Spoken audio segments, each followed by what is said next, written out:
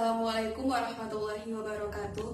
Kami dari kelompok 6, di sini kami akan menjelaskan materi mengenai karya tulis ilmiah. Kami yang beranggotakan dengan saya Desi Andriani dan dua teman kelompok saya, Ifni Awalia dan Sunaria. Baiklah, saya Desi Andriani. Di sini saya akan menjelaskan mengenai posisi karya ilmiah dilihat dari karya tulis lainnya. Dalam kehidupan sehari-hari, orang sering sekali menyamakan antara kata menulis dan kata mengarang. Orang menyebutkan kata menulis untuk menyebutkan makna mengarang, dan menyebutkan kata mengarang untuk menyebutkan makna menulis. Kedua kata ini seringkali dipertukarkan dalam hal penggunaannya, padahal kedua kata ini memiliki makna yang berbeda. Pada sisi lain, orang menyebutkan kata menulis untuk menyebutkan sebuah hasil yang bersifat karangan. Artinya, kata menulis mencakup makna mengarang, tetapi kata mengarang tidak mencakup makna menulis. Seperti yang kita lihat dalam kehidupan sehari-hari, kita hanya lumrah dengan penulis novel, penulis cerpen, tetapi tidak dengan pengarang makalah, pengarang artikel, dan lain sebagainya. Lalu, bagaimana sebaiknya penggunaan dua kata ini? Kata tulisan adalah suatu kegiatan mengungkapkan gagasan berupa tulisan kepada pembacanya. Orang yang melakukan kegiatan ini disebut dengan penulis, dan hasil dari kegiatan ini disebut dengan tulisan. Tulisan ini ditulis untuk dibaca oleh orang lain agar gagasan yang disampaikan bisa diterima oleh pembaca. Begitu pula dengan karangan. Karangan adalah suatu kegiatan mengungkapkan gagasan berupa tulisan kepada pembacanya. Orang yang menghasilkan karangan disebut dengan pengarang, dan hasil dari kegiatan ini disebut dengan karangan. Lalu, di mana letak perbedaan antara kata mengarang dan tulisan ini? Secara singkat dapat saya jelaskan bahwa tulisan adalah karya tulis yang dibuat berdasarkan fakta, berdasarkan pemikiran, berdasarkan pemahaman maupun penelitian, serta pemahaman terhadap suatu teori. Contoh dalam tulisan ini adalah sebuah makalah, artikel, buku umum maupun buku pelajaran. Sedangkan karangan adalah karya tulis yang dibuat berdasarkan fantasi, berdasarkan imajinasi, berdasarkan perasaan dari si pengarang tersebut. Adapun contoh dari karangan yaitu cerpen, novel, puisi, maupun pantun. Dari pengertian yang saya jelaskan tadi, sudah tampak jelas antara perbedaan tulisan dan karangan. Kalau tulisan ini dibuatkan berdasarkan fakta, sedangkan karangan ini dibuat berdasarkan daya imajinasi seseorang. Baiklah, selanjutnya saya akan menjelaskan mengenai pengertian dari karya ilmiah itu sendiri. Karya tulis ilmiah sering disebut dengan karya ilmiah. Karya ilmiah ini sering disebut dengan karangan akademis atau academic writing. Istilah ini muncul karena tulisan ini sering sekali ditulis oleh masyarakat kampus. Seperti yang tertuang dalam Tridharma Perguruan Tinggi, yang salah satunya adalah kewajiban warga kampus, dalam hal ini dosen dan mahasiswa, untuk melakukan penelitian demi pengembangan keilmuannya. Artinya, jika seorang dosen ingin meningkatkan keprofesionalnya, seorang dosen tersebut wajib melahirkan sebuah karya ilmiah. Begitu pula dengan seorang mahasiswa. Jika seorang mahasiswa yang akan menyelesaikan studinya pada jenjang S1, S2 maupun S3, mahasiswa tersebut wajib menulis karya ilmiah. Perlu kita ketahui bahwa karya ilmiah ini bukan hanya berarti karya tulis ilmiah dari hasil penelitian, tetapi karya ilmiah ini dapat berupa pemahaman secara mendalam terhadap suatu teori atau konsep. Dalam hal ini disebut dengan artikel konseptual. Dalam artikel konseptual ini, penulis akan menawarkan teori-teori baru, kemudian akan diorientasikan dengan teori-teori yang lama yang telah ada. Penulis juga akan membandingkan antara teori yang satu dengan teori yang lainnya, dan melihat serta menelaah di mana letak perbedaan dan kelemahan di antara teori yang satu dengan teori yang lainnya. Penulis juga akan menelaah dan melihat konsistensi internal dan konsistensi eksternalnya. Baiklah, saya di sini akan menjelaskan beberapa pengertian karya ilmiah menurut para ahli. Yang pertama yaitu menurut Brotowijoyo. Menurut Brotowijoyo, karya ilmiah adalah karangan ilmu pengetahuan yang disajikan berdasarkan fakta, ditulis menurut metodologi penulisan yang baik dan benar. Yang kedua yaitu menurut Eko Susilo. Menurut Eko Susilo, karya ilmiah adalah tulisan yang didasarkan dari hasil peninjauan, dari hasil pengamatan, serta dari hasil penelitian dalam bidang tertentu, dengan metode tertentu, dengan sistematika penulisan berbahasa yang santun. Dan isinya ini dapat dipertanggungjawabkan kebenaran dan keilmiahannya. Yang ketiga yaitu menurut Wardani. Menurut Wardani, karya ilmiah adalah satu karangan yang disusun secara sistematika dan bersifat ilmiah. Disusun secara sistematika maksudnya adalah karya tulis tersebut disusun menurut metode tertentu sehingga antar bagian-bagian tersebut sangat paduh dan jelas. Yang dimaksud dengan bersifat ilmiah maksudnya adalah karya tulis tersebut menyajikan satu deskripsi, gagasan, argumentasi, ataupun pemecahan suatu masalah yang berdasarkan pada bukti empiris maupun kajian teoritis sehingga pembacanya ini dapat menuntut dan melacak kebenaran dari bukti empiris maupun teoritis yang mendukung gagasan tersebut. Yang keempat yaitu menurut Bambang Wiloka dan Ratiliana, mereka mendeskripsikan karya ilmiah adalah karya seorang ilmuwan berupa hasil pengembangan yang ingin mengembangkan ilmu pengetahuan, teknologi, dan seni yang diperolehnya melalui kepustakaan, kumpulan pengalaman, penelitian, dan pengalaman orang lain sebelumnya. Dari beberapa definisi para ahli di atas, ada beberapa hal yang menjadi parameter karya tulis ilmiah.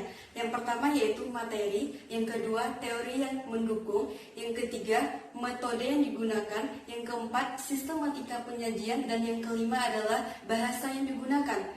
Jika dilihat dari materinya, karya tulis ilmiah tersebut harus berdasarkan fakta atau data yang bersifat empiris, artinya bukan bersifat rekaan. Dalam menganalisis data ataupun fakta, dilandasi dan didukung oleh teori. Dalam metode mendapatkan data maupun fakta harus sesuai dengan substansi atau masalah yang ditulis, dan sistematika penyajiannya tersebut harus mengikuti pola sesuai dengan jenis tulisannya, dan bahasa yang dituangkan harus menggunakan bahasa yang padu, bahasa yang baik dan benar. Dari beberapa definisi di atas, dapat kita simpulkan kembali bahwa karya ilmiah adalah karangan ilmu pengetahuan yang dibuat berdasarkan fakta, bersifat empiris dengan metode tertentu dan disusun menurut sistematika penyajian dan dituangkan dalam bahasa yang baik dan benar. Baiklah, materi selanjutnya akan dilanjutkan oleh teman saya, Sunaria. Assalamualaikum warahmatullahi wabarakatuh. Perkenalkan, nama saya Sunaria, saya dari Komisari AD, NIM 1191051119. Baiklah, di sini saya akan membahas makalah saya, yaitu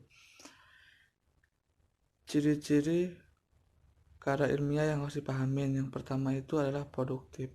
Produktif itu adalah sebuah karya ilmiah yang sudah diterima atau memaknai bagi pembaca, sehingga pembaca mudah memahami apa yang ada dalam karya sastra tersebut. Yang kedua, langsung memahami karya sastra tersebut. Maksudnya, seorang penulis karya ilmiah tidak boleh menggunakan kalimat yang berbelit-belit atau yang bertele-tele sehingga pembaca merasa bingung dengan apa yang ada dalam isi karya ilmiah tersebut. Seharusnya karya tersebut dibuat dengan menggunakan kata-kata yang jelas, singkat, padat, sehingga pembaca dapat langsung memahaminya. Yang ketiga, tidak ambigu. Maksudnya adalah seorang penulis tidak boleh menggunakan unsur perasaan, melainkan harus sesuai dengan apa yang ada dalam fakta tersebut dalam sebuah penelitian, dan tidak boleh tambah-tambah dengan unsur-unsur perasaan. Yang keempat, menggunakan bahasa yang baku. Maksudnya di sini adalah biasanya bahasa yang baku digunakan pada teori, kesimpulan, sehingga pembaca tidak merasa bingung dengan apa yang ada dalam karya ilmiah tersebut. Yang kelima, bersifat objektif. Maksudnya di sini adalah karya ilmiah tersebut tidak boleh menggunakan unsur perasaan, melainkan harus sesuai dengan apa yang ia dapat dalam sebuah penelitian yang mereka tulis. Tidak boleh menggunakan unsur perasaan atau lainnya. Yang keenam, menggunakan kalimat yang efektif. Maksudnya mereka harus menggunakan kalimat yang efektif sehingga pembaca tidak merasa bingung, dan menggunakan kalimat yang tepat agar mudah dipahamin bagi pembacanya. Baiklah, makalah selanjutnya akan dilanjutkan oleh Ibni Awalia. Assalamualaikum warahmatullahi wabarakatuh. Saya Ibni Awalia dari kelompok 6 akan menjelaskan materi yaitu tentang karya ilmiah. Saya akan melanjutkan materi dari Sunaria. Baiklah, pada kesempatan kali ini saya akan menjelaskan tentang jenis-jenis karya ilmiah. Jenis-jenis karya ilmiah ini bergantung kepada beberapa hal, yaitu penggunaannya, komponen yang melengkapi, dan sumber materinya. Yang pertama, berdasarkan penggunaannya. Berdasarkan penggunaannya, terdiri atas 1. Karya ilmiah untuk keperluan akademik. Penulisan karya ilmiah ini bertujuan untuk memenuhi tugas seorang mahasiswa dalam rangka penyelesaian studinya, yang termasuk data jenis tulisan adalah makalah, skripsi, tesis, dan disertasi. Yang kedua yaitu karya ilmiah untuk keperluan pengembangan ilmu pengetahuan. Penulisan karya ilmiah ini biasanya dilakukan oleh lembaga-lembaga penelitian dan pengembangan ilmu pengetahuan, seperti LIPI, pada tingkat nasional, lembaga-lembaga penelitian yang ada pada tingkat daerah, lembaga penelitian dan pengembangan yang ada di berbagai perguruan tinggi, baik negeri maupun swasta. Yang ketiga, yaitu karya ilmiah untuk keperluan lembaga masyarakat, lembaga pemerintah, atau lembaga tertentu. Penelitian jenis ini biasanya dibuat berdasarkan pesanan dari lembaga tertentu. B, yaitu berdasarkan komponen yang melengkapinya. Berdasarkan komponen yang melengkapinya, yaitu terdiri atas 1. Artikel ilmiah populer. Biasanya memuat dalam media massa dengan komponen-komponen yang sederhana, yaitu judul artikel, nama penulis, dan bagian isi, yang terdiri atas paragraf pengantar atau pendahuluan, paragraf isi atau pengembang, dan dibicarakan dalam jenis artikel ini adalah masalah-masalah yang aktual atau sedang hangat-hangatnya dibicarakan di tengah masyarakat. Yang kedua, artikel ilmiah atau murni. Dimuat dalam jurnal ilmiah. Dari segi kelengkapannya, artikel ini terdiri atas 3 bagian, yaitu bagian awal yang terdiri atas judul, nama penulis, abstrak, dan kata kunci. Bagian isi yang terdiri atas pendahuluan, metode, hasil pembahasa, serta simpulan dan saran. Yang ketiga yaitu bagian akhir, terdiri atas daftar referensi. 3.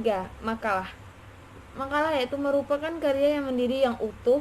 Artinya itu karya ilmiah jenis ini memiliki halaman sampul sebagaimana halnya laporan penelitian. Yang keempat, laporan penelitian. Dilihat dari kelengkapannya, secara umum keempat jenis laporan penelitian tersebut, yaitu seperti skripsi, tesis, disertasi, dan laporan penelitian dan pengembangan, pada prinsipnya memiliki komponen yang sama. C. Berdasarkan sumber materinya. 1. Karya ilmiah dan hasil penelitian atau konseptual, yaitu karya ilmiah yang memuat tentang pandangan atau pendapat penulis mengenai suatu teori, konsep, fakta, atau fenomena dan lain-lain di lingkungan lapangan. 2. Karya ilmiah hasil penelitian, yaitu sebuah karya ilmiah yang ditulis berdasarkan hasil penelitian, baik penelitian lapangan, pustaka, maupun eksperimen, seperti artikel ilmiah murni, skripsi, tesis, disertasi, dan laporan penelitian pengembangan. Demikianlah penjelasan materi dari kelompok kami mengenai karya tulis ilmiah. Kami mohon maaf apabila ada kesalahan. Kami sudahi dengan wassalamualaikum warahmatullahi wabarakatuh.